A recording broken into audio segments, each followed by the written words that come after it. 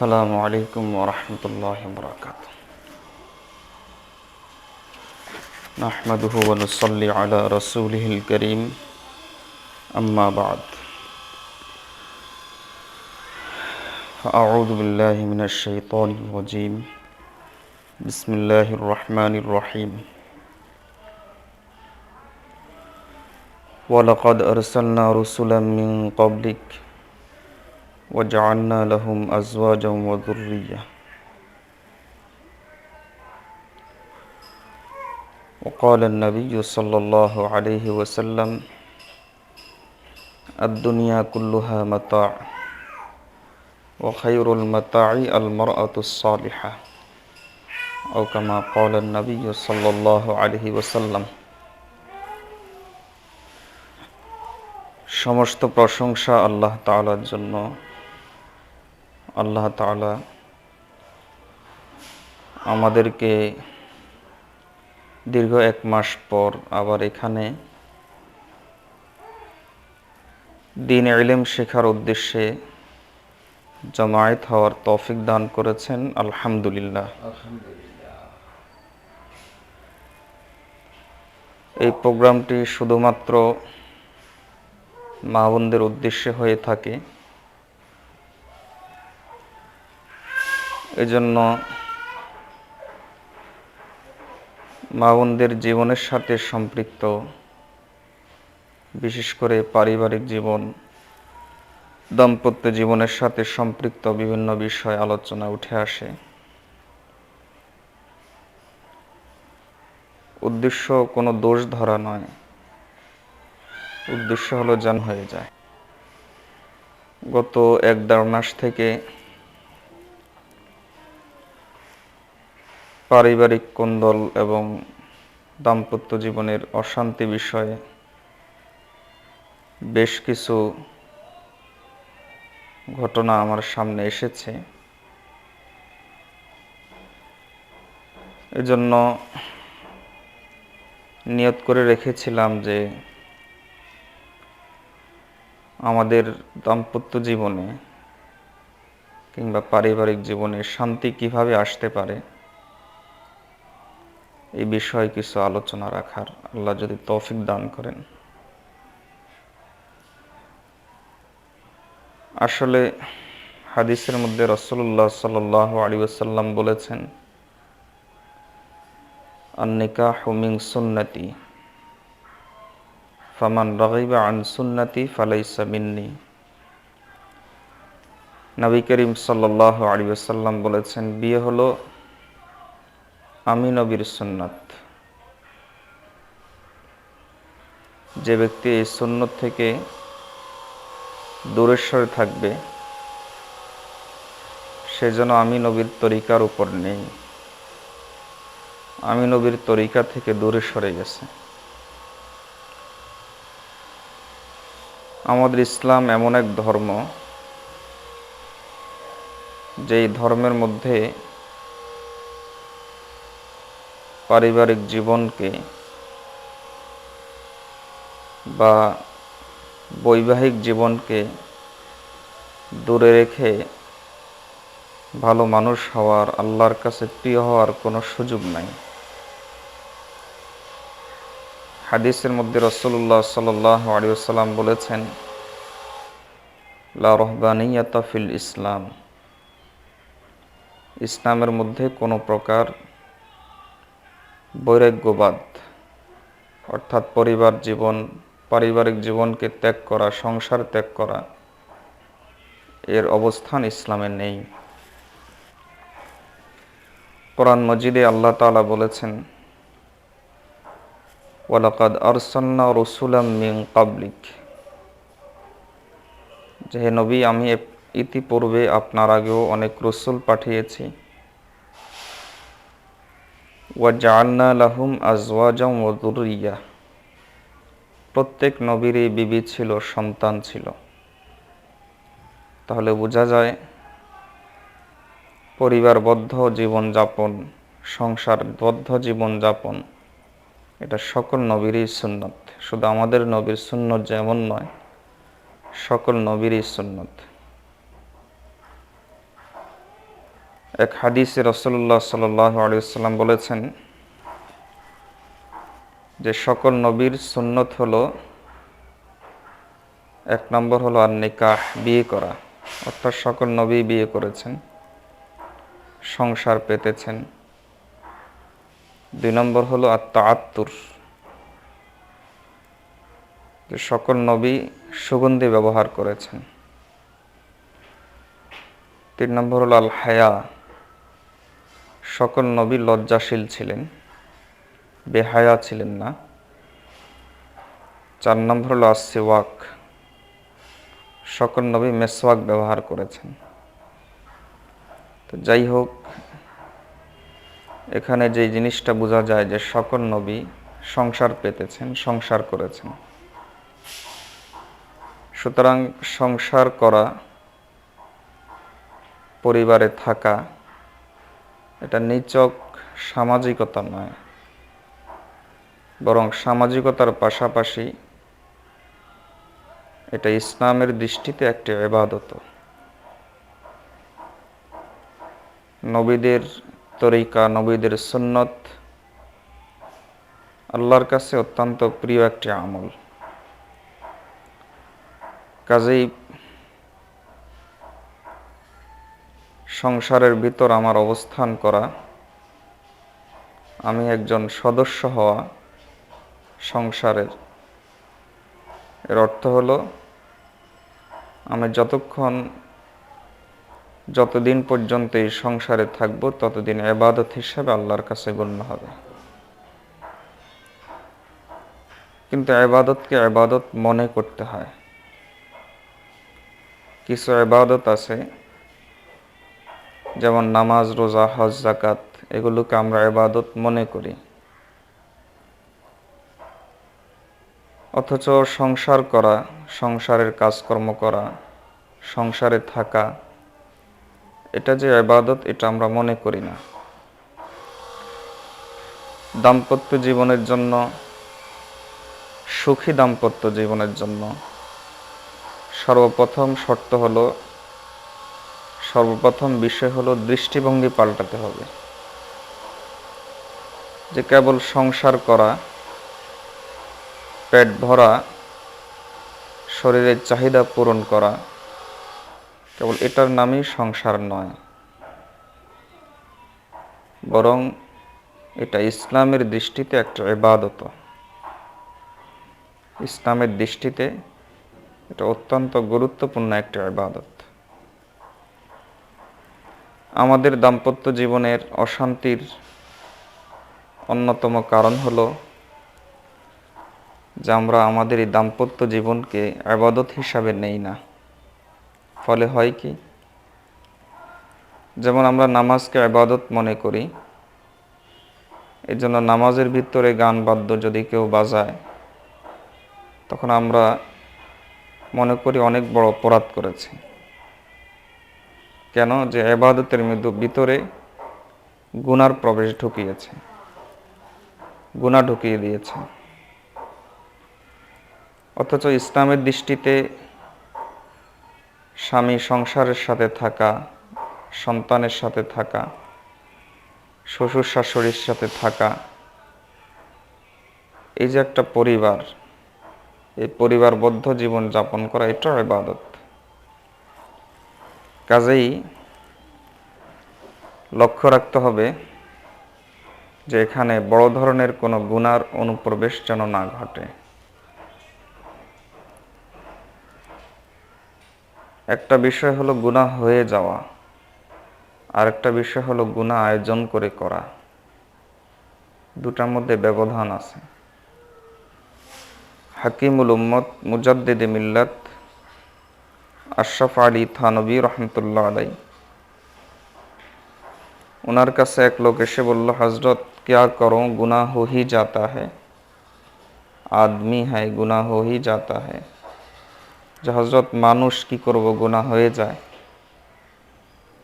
হজরত উত্তর দিলেন, लेकिन शैतान भी तो नहीं है कि गुनाह करना ही पड़ेगा। শয়তানও তো না যে গুনাহ করতেই হবে। আমাদের পারিবারিক জীবনে আজকে গুনাহ হয় না, আমরা গুনাহ করি। তো মনে রাখবেন, গুনাহ মানে হলো আল্লাহর নাফরমানি।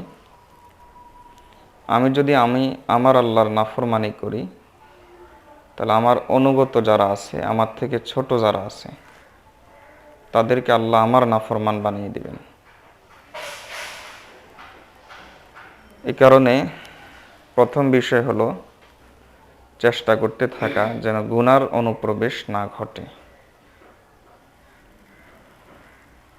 এই কারণে হাদিস শরীফে রাসূলুল্লাহ সাল্লাল্লাহু আলাইহি ওয়াসাল্লাম বলেছেন যে তোমরা কয়েকটা জিনিসের প্রতি বিশেষ খেয়াল রাখবে, যেগুলো যখন সময় আসবে তখন সময় মতো করে ফেলবে, দেরি করবা না, বরং তাড়াহুড়া করে এগুলো আদায় করে ফেলবে। তার মধ্যে একটা হলো আজিলু বিসসালাত কাবলাল ফাউত। নামাজের সময় যখন হবে তখন খুব দ্রুত নামাজ আদায় করে নেবে, বিশেষ করে এটা মাস্তুরাতের জন্য, মা বোনদের জন্য, কারণ তাদের জন্য তো জামাত নাই। যে নামাজের সময় হওয়ার সাথে সাথেই নামাজ আদায় করে নেওয়া। 2 নম্বর বিষয় হলো আজিলু বিত্তাওবাতি কাবলাল মাউত। যে মানুষের হায়াতের বিশ্বাস নাই, কিন্তু মৌতের গ্যারান্টি আছে, মৌত একদিন আসবেই নিশ্চিত। দুনিয়ার এই পর্যন্ত আল্লাহ তাআলা কোটি কোটি নয়, অগণিত অসংখ্য মানুষ সৃষ্টি করেছেন। এই সকল মানুষের মধ্য থেকে সকলে এখন বেঁচে নাই। কারো বাবা নাই, কারো দাদা নাই, কারো নানা নাই। এই অগণিত অসংখ্য অভিজ্ঞতা এই কথা বলে যে আমিও বেঁচে থাকব না, আমারও একদিন যেতে হবে। কিন্তু কখন যেতে হবে এর কোনো নিশ্চয়তা নাই। কবি বলেন, কাম মিন সাহিহিন মাতা মিন গায়রি ইল্লাতিন ওয়া কাম মিন আলিলিন আশা হিনাম মিনাদ দাহরি। অনেক সুস্থ মানুষ দেখা যায় হাসপাতালের বেডে পড়ে থাকে বছরের পর বছর, কিন্তু তার রূহটা বেঁচে থাকে। আবার অনেক সুস্থ মানুষ দেখা যায় যে হাট্টা কাট্টা জওয়ান, কিন্তু শোনা যায় যে আর এই পৃথিবীর বুকে নাই। এই জন্য তওবার অভ্যাস গড়ে তোলা। রাসূলুল্লাহ সাল্লাল্লাহু আলাইহি ওয়াসাল্লাম বলেন, আজিলু বিত্তাওবাতি কাবলাল মাউত। মৌত আসার পূর্বে তাড়াহুড়া করে যত বেশি পারো তওবা করে নাও। আপনাদেরকে সবক দিয়েছিলাম যে প্রতিদিন সকালে 100 বার আস্তাগফিরুল্লাহ রাব্বি মিন কুল্লি যামবি ওয়া আতুবু ইলাই, সন্ধ্যায় 100 বার। আসলে 200 বার তো মূল উদ্দেশ্য নয়, 200 বার তো হলো কম্পালসারি সবক আদায় করার জন্য। কিন্তু আসলে তওবা তো করতে হয়, গুনাহ যে পরিমাণ, তওবা কমপক্ষে সেই পরিমাণ। তো আমাদের গুনাহ হয় অগণিত অসংখ্য, কাজে তওবা হওয়া উচিত অগণিত অসংখ্য। রাসূলুল্লাহ সাল্লাল্লাহু আলাইহি ওয়াসাল্লাম বলেন যে যদি কারো কাছে দেওনা থাকো, ঋণ থাকো, তাহলে তাড়াতাড়ি পরিশোধ করে দাও। কারণ একটা পরিবারের জন্য ঋণ এটা অনেক বড় অশান্তির কারণ হয়। যদি স্বামী ঋণগ্রস্ত থাকে তাহলে তার মেজাজ খারাপ থাকে, মেজাজ ভালো থাকে না। অল্পতেই এসে সংসারের মধ্যে অনেক সময় টুটাফাটা জিনিস নিয়ে ঝামেলা করে, সামান্য জিনিস নিয়ে ঝগড়া বাঁধায়।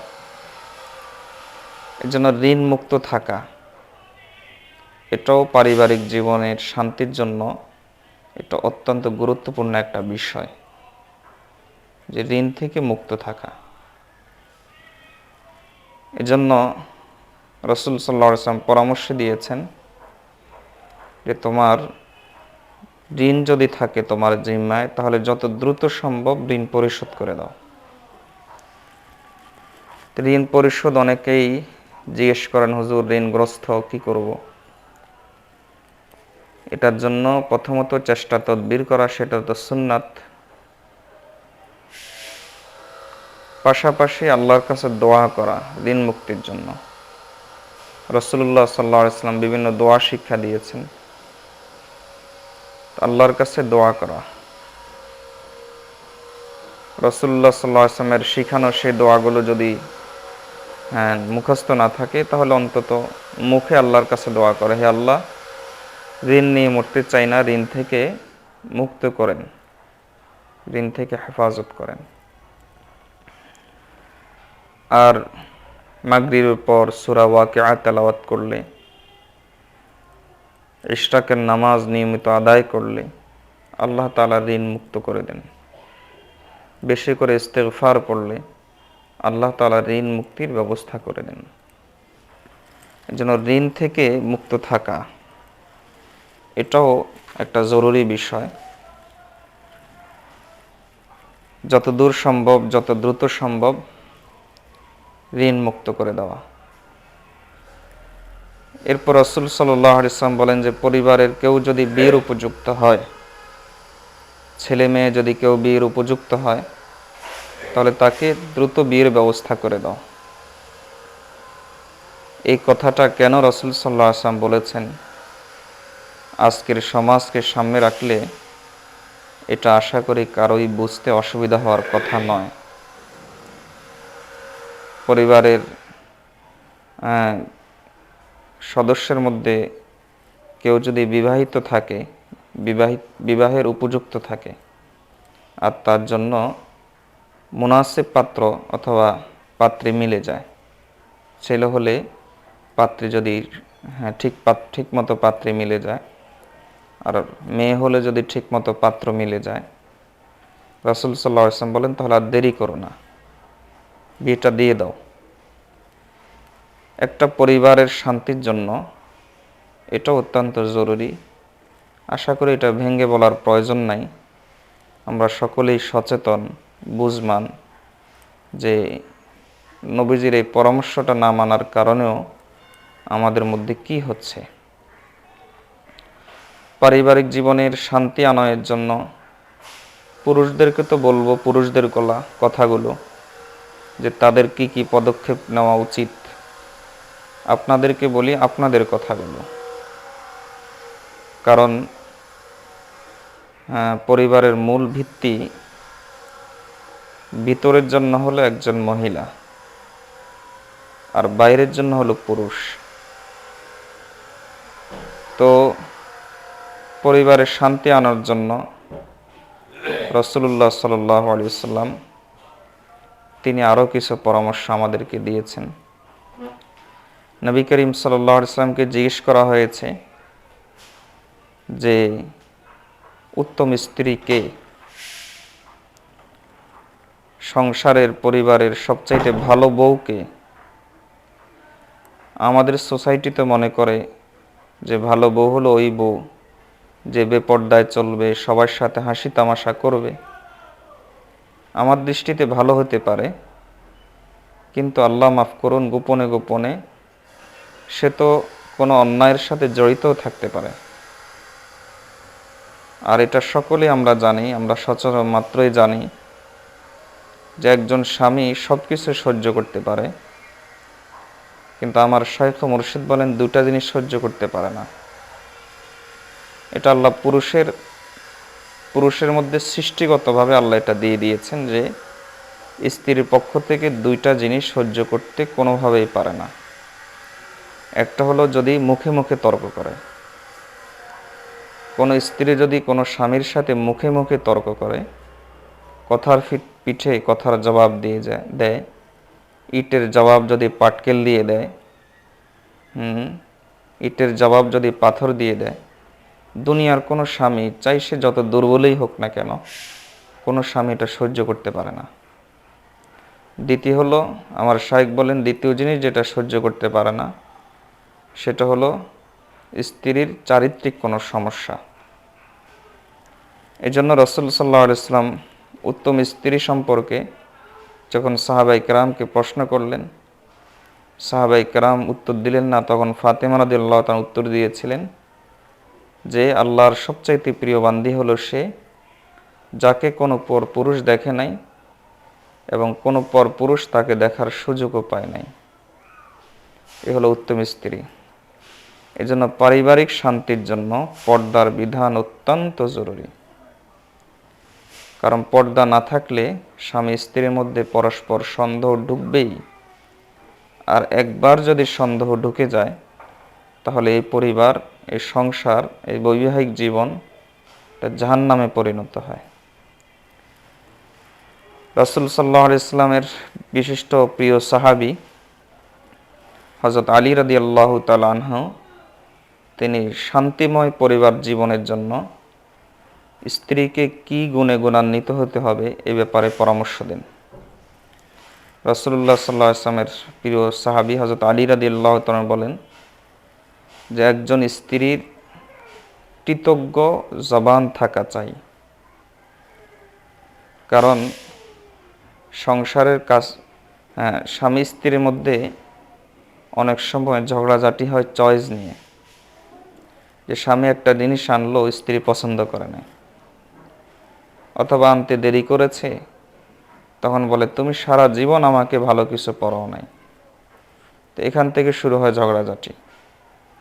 এই জন্য যদি কৃতজ্ঞ জবান থাকে যে আলহামদুলিল্লাহ তুমি আমার জন্য অনেক কষ্ট করো, আলহামদুলিল্লাহ কত কষ্টই না তুমি আমার জন্য করো, এভাবে যদি কৃতজ্ঞ জবান থাকে, একজন আদর্শ স্ত্রীর জন্য কৃতজ্ঞ জবান খুব জরুরি বিষয়, খুব জরুরি বিষয়। নাশুকুরি জবান যদি থাকে, চাহাত বেশি, চাহিদা অনেক বেশি, যত আনে, যত পরে, যত ভোগ করে, কোনো প্রকার শকর নাই, তাহলে সেই পরিবার যদি সবচাইতে বিলাসী পরিবারও হয় তবুও সেই পরিবারে শান্তি থাকবে না। এই জন্য কৃতজ্ঞ জবান। আমি আবারও মাঝখানে বলি, আপনারা এটা মনে করবেন না যে শুধু আপনাদেরকেই উপদেশ দিচ্ছি। আমি বলেছি যেটা আপনাদের সাথে সম্পৃক্ত সেই উপদেশগুলো আপনাদেরকে দিব, যেটা পুরুষদের সাথে সম্পৃক্ত সেই উপদেশগুলো পুরুষদেরকে দিব। আপনি আপনার দায়িত্ব পালন করেন। শকরকারী জবান, আলী রাদিয়াল্লাহু তাআলা বলেন কৃতজ্ঞ জবান। দ্বিতীয় হলো, আলী রাদিয়াল্লাহু তাআলা বলেন, দ্বিতীয় হলো যে চেহারার মধ্যে লজ্জা থাকবে। যেই ঘরের বউয়ের চেহারা লজ্জা থাকে না,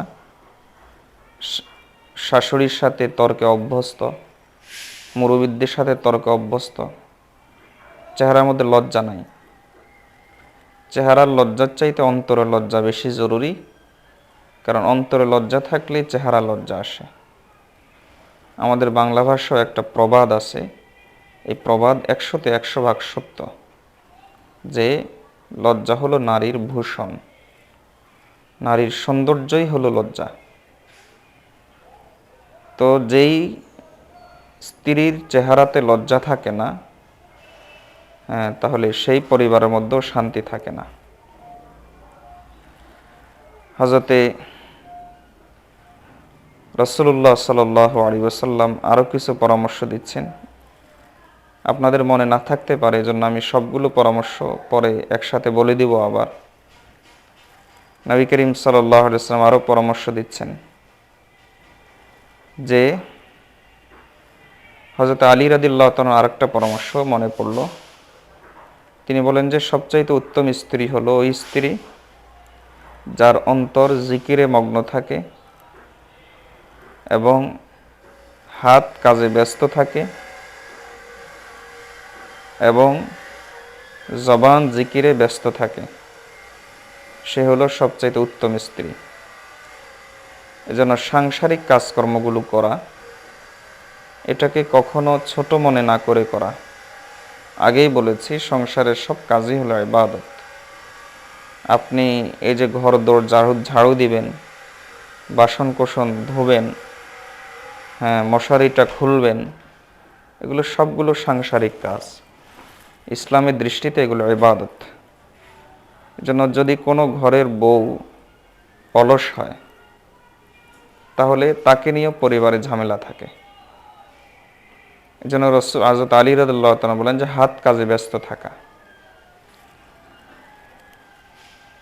রাসূলুল্লাহ সাল্লাল্লাহু আলাইহি ওয়াসাল্লাম এক হাদিসের মধ্যে উত্তম স্ত্রীর পরিচয় দিচ্ছেন। নবী করিম সাল্লাল্লাহু আলাইহি ওয়াসাল্লাম বলেন, উত্তম স্ত্রী হলো ইন আমারাহা আতাআতহু, যে স্বামী কোনো কথা বললে সে মানবে। আজকে তো আমাদের সমাজ হলো অধিকার আদায়ের সমাজ। এজন্য হিসাব করি, আমার কয়টা কথা সে শুনলো, আমি তার কয়টা কথা শুনলাম। আর আল্লাহর বান্দি, এই হিসাব নিকাশ দিয়ে দাম্পত্য জীবন চলে না। দাম্পত্য জীবনটাই হলো কম্প্রোমাইজ করা, একজনকে একজন বোঝা, নিজে ছাড় দেওয়ার মানসিকতা রাখা। যত বেশি আপনি ছাড় দেওয়ার মানসিকতা রাখতে পারবেন, তত বেশি শান্তিময় জীবন যাপন করতে পারবেন। তো রাসূল সাল্লাল্লাহু আলাইহি ওয়াসাল্লাম বলেন, একজন আদর্শ স্ত্রীর গুণ হলো ইন আমারাহা আতাআতহু, যখন স্বামী কোনো কিছু নির্দেশ দিবে তখন সে সেটা পালন করবে। ওয়া ইন নাজারাত ইলাইহা সাররাতহু, আমাদের সমাজের মহিলাদের অবস্থা হলো মার্কেটে যাওয়ার জন্য, বেড়ানোর জন্য সবচাইতে সুন্দর শাড়িটা পরবে, সাজগোজ খুব ভালোভাবে করবে, আর বাসার ভিতর ফকিরিনীর মতো থাকে। অথচ রাসূলুল্লাহ সাল্লাল্লাহু আলাইহি ওয়াসাল্লাম বলেন যে একজন আদর্শ স্ত্রীর গুণ হলো যখন স্বামী তার দিকে তাকাবে তখন তার আনন্দ লেগে উঠবে, তার মনটা প্রফুল্ল হয়ে উঠবে। এরকম যদি হয়, এজন্য ফিটফাট থাকা, পরিপাটি থাকা, বিশেষ করে যখন অফিস থেকে স্বামী আসার সময়টা হবে তখন খুব পরিপাটি হয়ে যাওয়া, ফিটফাট হয়ে যাওয়া, হালকার অল্প সময়ের ভিতর সামান্য সাজগোজ করে নেওয়া, এটা সুন্নাত, রাসূল সাল্লাল্লাহু আলাইহি ওয়াসাল্লামের পরামর্শ এটা। রাসূলুল্লাহ সাল্লাল্লাহু আলাইহি ওয়াসাল্লাম বলেন, ওয়াইন নাজারাত ইলাইহা সাররাতহু, যে স্বামী বাইরে থেকে আসলে সাধারণত অনেক টেনশন নিয়ে আসে, অনেক মানসিক চাপ নিয়ে সাধারণত পুরুষরা আসে। স্ত্রীকে যদি এসে দেখে যে সে একেবারেই কেমন যেন বসে আছে, আর বাইরের পরিবেশ হলো গুনার পরিবেশ, নজরের হেফাজত করা কঠিন এমন পরিবেশ, তো স্ত্রীকে যদি এসে মন প্রফুল্ল না হয় দেখার পর, তাহলে এই মানসিক চাপটা সে অন্য কোনোভাবে সংসারে এসে প্রকাশ করবে। আর এই প্রকাশ করলেই তো তখন এই দাম্পত্য জীবনে।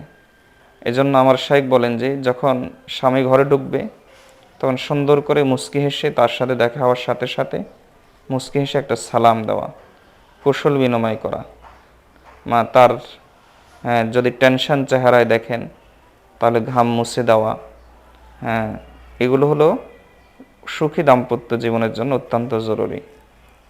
আমার শাইখ বলে থাকেন যে নারীর জবান নিয়ন্ত্রণ থাকে না, ওই নারীর স্বামীর হাত নিয়ন্ত্রণে থাকে না। যে নারীর জবান নিয়ন্ত্রণে থাকে না, ওই নারীর স্বামীর হাত নিয়ন্ত্রণে থাকে না। আল্লাহ আমাদেরকে এই কথাটাও বুঝার তৌফিক দান করুন।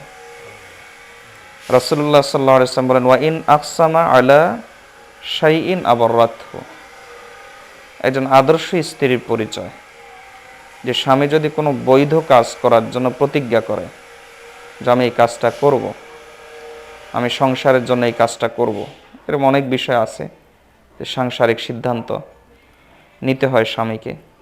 তখন আদর্শ স্ত্রীর পরিচয় হল আবাররাতহু, যে তাকে সহযোগিতা করা, তার কথায় সাপোর্ট করা, তার কথায় সায় দেওয়া, এবং অন্যভাবে যেভাবে সহযোগিতা করা দরকার সেভাবে সহযোগিতা করা। আল্লাহু আকবার। নবীজি যেন আমাদের নাই ধরেছেন, আমাদের সমস্যাগুলো নাই ধরে ধরে যেন তিনি আমাদেরকে পরামর্শ দিচ্ছেন যে এই যে পরামর্শগুলো যদি উনি চলে, আজকেও আপনাদের মধ্য থেকেই আল্লাহর কোনো বান্দি আমার সাথে ইসলাহি সম্পর্ক রাখেন, দীর্ঘ আলোচনায় উনি পরিবারের কিছু সমস্যা তুলে ধরেছেন। তো আমি যেটা পরবর্তীতে বুঝতে পেরেছি সেটা হলো, একজন একজনকে ছাড় দেওয়ার কোনো মানসিকতা নাই। একটা জিনিস মনে রাখতে হবে যে পারিবারিক জীবনটা হলো, শাইখুল ইসলাম মুফতি তাকি উসমানী দামত বারাকাতুহুম তিনি বলেন যে এটা হলো একটা দীর্ঘ সফর, একটা দীর্ঘ সফরের নাম। আমি আমার গোটা জীবন এই সফরের মাধ্যমে অতিক্রম করব। শরীয়তের মধ্যে একদিনের সফরের জন্য একজন আমির নির্বাচন করতে হয়। তো আমি আমার স্বামীকে আমির হিসাবে মেনে নেব। এজন্য তার সিদ্ধান্ত, যদি তিনি কোনো বিষয়ে সিদ্ধান্ত নেন, আদর্শ বইয়ের আদর্শ স্ত্রীর পরিচয় হলো যে সে সেই সিদ্ধান্তের ব্যাপারে সহযোগিতা করবে। রাসূলুল্লাহ সাল্লাল্লাহু আলাইহি ওয়াসাল্লাম বলেন, ওয়া ইন গাবা আনহু নাসাহাতহু লিনাফসিহি ওয়া মালিহি। একজন আদর্শ স্ত্রীর পরিচয় হলো, স্বামী যখন সংসারে থাকবে না তখন সে তার ইজ্জতের হেফাজত করবে। মোবাইলে চ্যাটিং করা, ইন্টারনেটে চ্যাটিং করা, তারপরে অন্য পরপুরুষের সাথে পরকীয়া লিপ্ত হওয়া, এটা হলো, আল্লাহ মাফ করুন, আল্লাহর কাছে পানা চাই, আল্লাহ কোনো সংসারে অশান্তি না দিক, সকল সংসারকে পরকীয়ার মহাপাপ থেকে রেহাই দান করুন। পরপুরুষের সাথে কথা বলা, পরপুরুষের সাথে হাসি তামাশা করা, এগুলো হলো খেয়ানত। নিজের সাথে খেয়ানত, স্বামীর সাথে খেয়ানত, আল্লাহর সাথে খেয়ানত, রাসূল সাল্লাল্লাহু আলাইহি ওয়াসাল্লামের সাথে খেয়ানত, দ্বীনের সাথে খেয়ানত, ঈমানের সাথে খেয়ানত, নিজের জীবনের সাথে খেয়ানত। তো এই খেয়ানত না করি। রাসূল সাল্লাল্লাহু আলাইহি ওয়াসাল্লাম বলেন, একজন আদর্শ সাল্লাল্লাহু আলাইহি ওয়াসাল্লাম, রাসূলুল্লাহ সাল্লাল্লাহু আলাইহি ওয়াসাল্লাম বলেন, একজন আদর্শ স্ত্রীর পরিচয় হলো, স্বামী যখন সংসারে থাকবে না তখন নিজের ইজ্জত আবরুর হেফাজত করবে এবং স্বামীর সংসারের সম্পদের হেফাজত করবে। স্বামীর সংসারের সম্পদ সে অপচয় করবে না। আমরা অনেক সময় স্বামীর সম্পদ অপচয় করি, মার্কেটে চলে যাই, মার্কেটিং করি, অপচয় করে চলে আসি। এটা আদর্শ স্ত্রীর পরিচয় নয়। আমার ধারণা মতে আজকে যে পরামর্শগুলো আপনাদেরকে দিয়েছি, আমার ধারণা মতে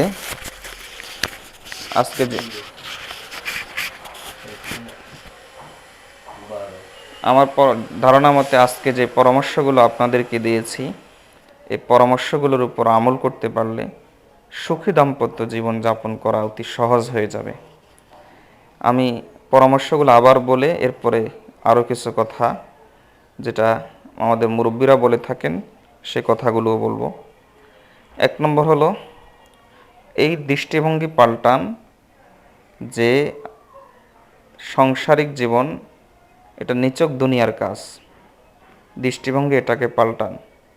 আজকে থেকে সাংসারিক জীবনকে, দাম্পত্য জীবনকে, সাংসারিক জীবনকে ইবাদত মনে করবেন। আজকে থেকে দাম্পত্য জীবনকে ইবাদত মনে করবেন। কি বলেন? রাসূলুল্লাহ সাল্লাল্লাহু আলাইহি ওয়াসাল্লাম বলেন যে স্বামী স্ত্রী পরস্পরের প্রতি মহব্বতের দৃষ্টিতে তাকিয়ে যদি মুস্কি হাসে, তাহলে আল্লাহ আরশ থেকে মুস্কি হাসেন। তাহলে এটা ইবাদত না হয় তাহলে কি ইবাদত হবে?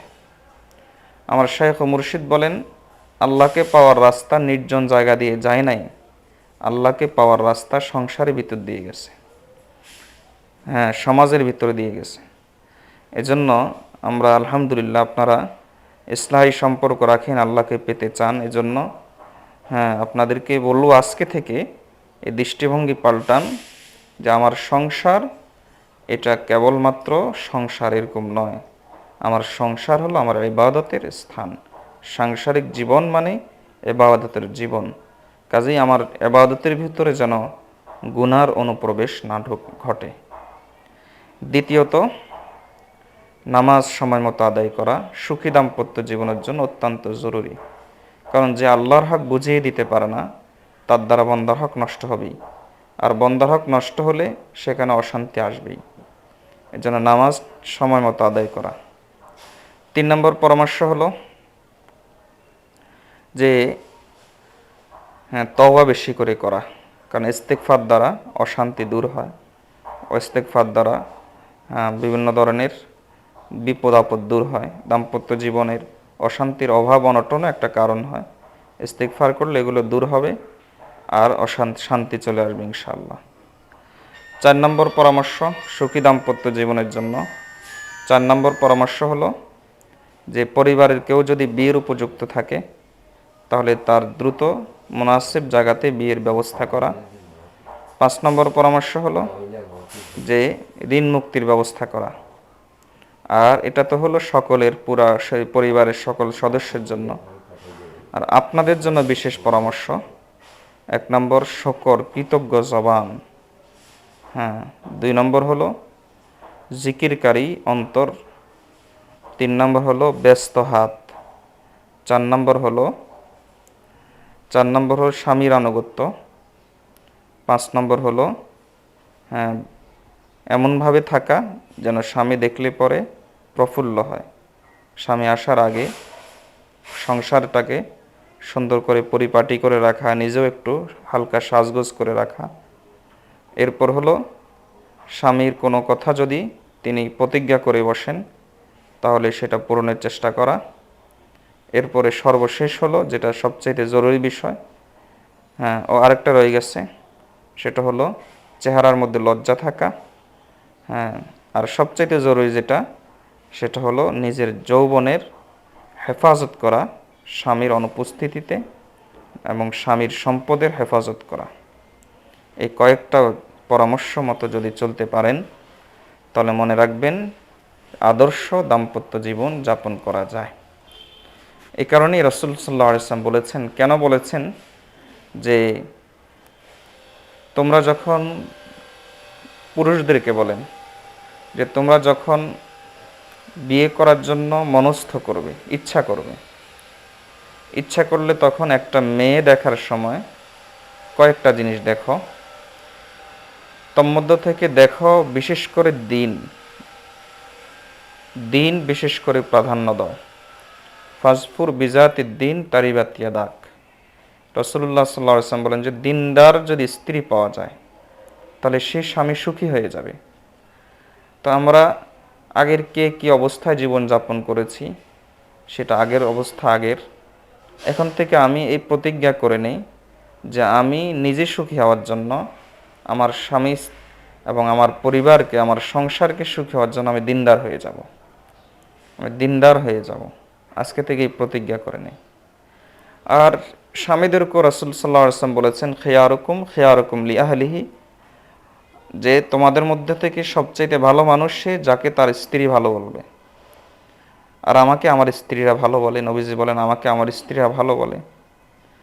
তো ভালো মানুষ তখনই হওয়া সম্ভব, দুইজনেই ভালো মানুষ হওয়া জরুরি। তো আমি তো আপনারা এখন এখানে তো স্বামীরা আর নাই, এই জন্য আপনাদেরকে বলি যে আপনারা স্ত্রীরা ভালো হয়ে যান। বিশেষ করে এই পরামর্শগুলোর মধ্যে থেকে বিশেষ করে চেহারায় লজ্জা রাখেন, জবান কৃতজ্ঞ রাখেন, যৌবনের হেফাজত করেন।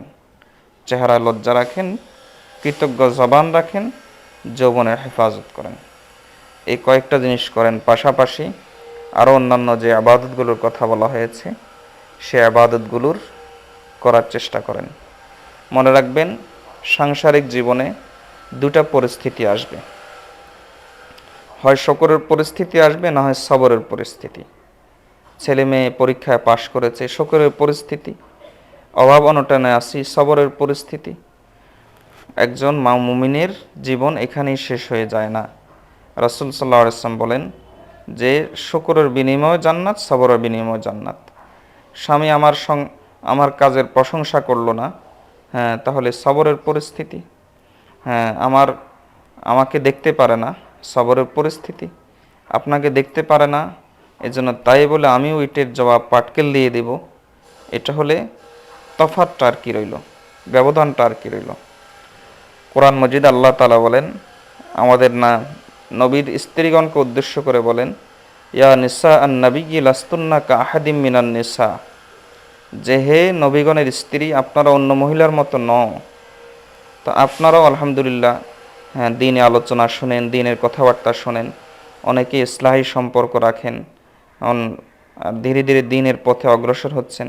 আজকে থেকে এটা মনে করতে হবে, আমি অন্য মহিলার মতো নই, যে আমার জবান যেমন তেমনভাবে চালাবো, আমার যেমন তেমনভাবে আমি চলবো, আমি অন্য মহিলার মতো নই। আমার মধ্যে আত্মমর্যাদা বোধ আছে, আমার মধ্যে স্বাতন্ত্র্য আছে, আমার মধ্যে ব্যক্তিত্ব আছে। এই জিনিসটা মনে রাখতে হবে। আমার শাইখ মুর্শিদ বলেন যে দুটা পরিস্থিতি সাংসারিক জীবনে আসে, হয়তো সবরের পরিস্থিতি অথবা শকরের পরিস্থিতি। সবরের পরিস্থিতিতে সবর, শকরের পরিস্থিতিতে শকর। সবরের বিনিময়ে জান্নাত, শকরের বিনিময়ে জান্নাত। অনেক সময় মনে হয় যে এমন এমন কঠিন সমস্যা অনেক সময় এসে সামনে উপস্থিত হতে পারে যে সবর করার মতো অবস্থা আমার নাই। আল্লাহর বান্দা, যদি সবর করার মতো যোগ্যতা না থাকতো তাহলে আল্লাহ এই সমস্যা দিতেন না। আল্লাহ সমস্যা দিয়েছেন, এর অর্থ সবর করার যোগ্যতা আছে। আমি মনে করি যদি নাই তাহলে নাই, কিন্তু আমার মধ্যে মৌলিক যোগ্যতা থাকার কারণেই আল্লাহ হয়তো সমস্যাটা দিয়েছেন। কাজেই আপনি সবর করেন। সবর করলে ইনশাআল্লাহ আল্লাহ শকরের পরিস্থিতি সৃষ্টি করে দেবেন। এটা আল্লাহর ওয়াদা, ইন্না মাআল উসরি ইউসরা, যে সবরের পরিস্থিতি যদি একটা আসে তাহলে শকরের পরিস্থিতি অন্তত দুইটা আসবে। সব সময় স্বামীর ভালো গুণগুলোর দিকে তাকাবেন, তার খারাপ গুণগুলোর দিকে নয়। খারাপ গুণগুলোর দিকে তাকাইলে দূরত্ব বাড়বে, আর ভালো গুণগুলোর দিকে তাকালে দূরত্ব কমবে। সব সময় শ্বশুর শাশুড়ির খেদমত যত বেশি করবেন যদি থাকে, তাহলে স্বামী খুশি হবে বেশি। তাহলে আপনি শ্বশুর শাশুড়ির খেদমত মূলত করবেন আপনার দাম্পত্য জীবন সুখী হওয়ার জন্য। আমার শাইখ মুর্শিদ মাহবুবুল উলামা পীর জুলফিকার আহমদ নকশবন্দি বলেন, এক স্ত্রীর স্বামী কালো আর স্ত্রী খুব সুন্দরী। তো স্ত্রী একদিন স্বামীর দিকে তাকিয়ে বলল, আলহামদুলিল্লাহ, আমরা দুইজনেই জান্নাতি। তো স্বামী জিজ্ঞেস করলো, কেমনে? কয়, আমি সুন্দরী, আপনি কালো, আমি আপনার দিকে তাকিয়ে সবর করি আর আপনি আমার দিকে তাকিয়ে শকর করেন। তা আমি সবরের বিনিময়ে জান্নাতে যাব আর আপনি শকরের বিনিময়ে জান্নাতে যাবেন। এই ছোট্ট একটা ঘটনা বললাম, এই ঘটনা থেকে আরও বহু জিনিস শিখার আছে, যে হয় সবরের পরিস্থিতি আসবে, না হয় শকরের পরিস্থিতি আসবে। রাসূলুল্লাহ সাল্লাল্লাহু আলাইহি ওয়াসাল্লাম বলেন, কিয়ামতের দিন বান্দা যখন সবরের যখন ফলাফল দেখতে পাবে, তখন আল্লাহর কাছে বলবে, হে আল্লাহ, আপনি দুনিয়াতে আবার পাঠান, কাঁচি দিয়ে আমাকে টুকরা টুকরা করা হবে, আমি সবর করব আর বিনিময়ে পুরস্কার নিয়ে যাব। এর চাইতে বড় সমস্যা তো আর আসে না। এজন্য সবর করবেন। আপনি যত বেশি দিনদার হবেন, আল্লাহর যত বেশি আনুগত্য হবেন, আপনার স্বামী তত বেশি আপনাকে মহব্বত করবে, যদি তার অন্তরে পাথর দিল না হয়, যদি তার অন্তরে সামান্য পরিমাণে ঈমানের লেশ থাকে। আল্লাহ আমাদেরকে বিষয়গুলো মেনে চলার তৌফিক দান করুন এবং বিষয়গুলোর উপর আমল করার তৌফিক দান করুন। বলতে পারি যে সবাই তো খারাপ, আমি কেমনে, অমুক আমার সাথে আচরণ করে, অমুক আমার সাথে আচরণ করে। আর এই রাসূল সাল্লাল্লাহু আলাইহি ওয়াসাল্লাম বলেন, আত্মীয়তার বন্ধন এটা নয় যে সে যেমন আচরণ করবে তুমি তেমন আচরণ করবা, বরং আত্মীয়তার বন্ধন হলো এটাকে বলা হয়, সে যদি খারাপ আচরণ করে তুমি তার জবাবে ভালো আচরণ করবা, এটাকে বলা হয় আত্মীয়তার বন্ধন। আত্মীয়তার বন্ধন, আমার স্বামী হলো আমার সবচেয়ে কাছের আত্মীয়। স্বামীর সুবাদে, স্বামীর উসিলায় শ্বশুর শাশুড়ি যে সংসারে থাকি আত্মীয়।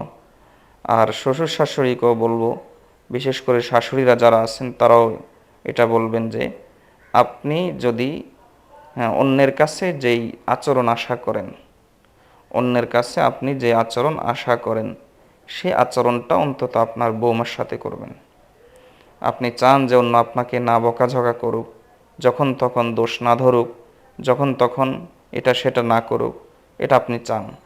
কাজেই আপনি আপনার বৌমার সাথে এমনটাই করুন। আপনার বৌমাকে যদি মেয়ে মনে করতে পারেন, অন্যের সংসার থেকে এসেছে এরকম না, আমি একটা মেয়ে এনেছি, যদি এরকম মনে করতে পারেন, তাহলে পারিবারিক জীবনে শান্তি চলে আসবে। বিশেষ করে বউ শাশুড়ির সমস্যাগুলো খোলামেলাভাবে আলোচনা করবেন। শাশুড়ি বৌমাকে খুব মায়ার সাথে, আদরের সাথে, কিছু দোষ ধরার আগে অবশ্যই মা একটা শব্দ ব্যবহার করেন। আজকে থেকে প্র্যাকটিস শুরু করেন যে মা, তোমার মধ্যে এই সমস্যাটা আছে। যদি কোনো বৌমা আসলে যদি সে মানুষ হয়, তাহলে মা, তোমার মধ্যে এই সমস্যা আছে, বা এই দোষটা, হ্যাঁ, তাহলে তার মধ্যে যদি আসলেই দোষ থাকে তাহলে কখনো সে তর্ক করবে না, কখনো বৌমাকে তর্কের সুযোগ সৃষ্টি করে না দেয়, কখনো তাকে তর্কের দরজা খুলে না দেয়, তখনও তাকে বেয়াদবির দরজা খুলে না দেয়। আর বৌমাও একটা মনে করতে হবে যে আমার শাশুড়ি হলো আমার মা, আমি এক মাকে ছেড়ে এসেছি আর এক মায়ের কাছে আমি এসেছি, ওই মা যেমন আমার মা, এই মাও তেমন আমার মা। এভাবে যদি আমি মনে করি যদি আমরা চলতে পারি তাহলে ইনশাআল্লাহ দাম্পত্য জীবন সুখের হয়ে যাবে, সংসারের জীবন সুখের হয়ে যাবে। পাশাপাশি সন্তানকে দিন শেখানো এটাও জরুরি, কারণ দিন না শেখাইলে সন্তান নাফরমান হবে, মা বাবার নাফরমানি করবে, তাহলেও দাম্পত্য জীবনে অশান্তি আসবে। এই জন্য সন্তানকে কমপক্ষে কিছু দিন শেখানো এটাও জরুরি। সন্তানকে কিভাবে লালন পালন করবেন এই বিষয়ে ইনশাল্লাহ একসময় আলোচনা করব, আল্লাহ যদি তৌফিক দান করেন। আজকে যে কথাগুলো যতদূর মনে পড়েছে বলেছি, আল্লাহ আমাদের প্রত্যেককে এই কথাগুলো মেনে চলার তৌফিক দান করুন। ওয়ামা আলাইনা ইল্লাল বালাগ। কিছু প্রশ্ন এসেছে।